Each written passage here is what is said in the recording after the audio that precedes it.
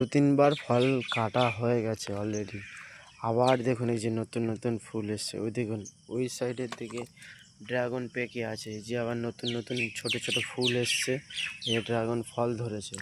এই যে দেখুন ডালে, প্রত্যেকটা ডালে এই যে অসংখ্য কুড়ি এসছে। এই যে ড্রাগন ফল আছে অলরেডি।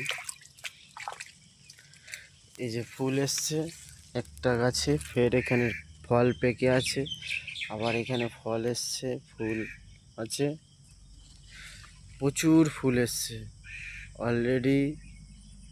আমি প্রায় এদিক ওদিক করে 1-150-র উপরে একটা ড্রাগন, এই যে ড্রাগন গাছটার গোড়া, এই একটা ড্রাগন গাছ থেকে 1-150-র উপরে ফল পেরেছি। এখনও গাছে প্রচুর কুড়ি এসছে, চারিদিকের ডালে সব শুধু কুড়ি। আর এদিকে ফলও আছে, পেকে আছে ফল।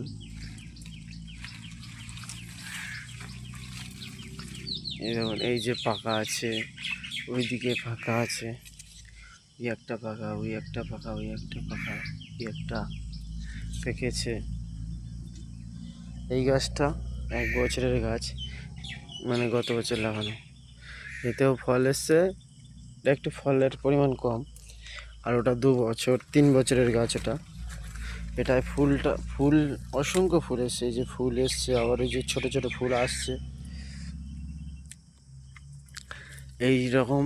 আর এই ড্রাগনটা খুব সুন্দর, ভিতরে পিঙ্ক টাইপের এবং খুবই মিষ্টি।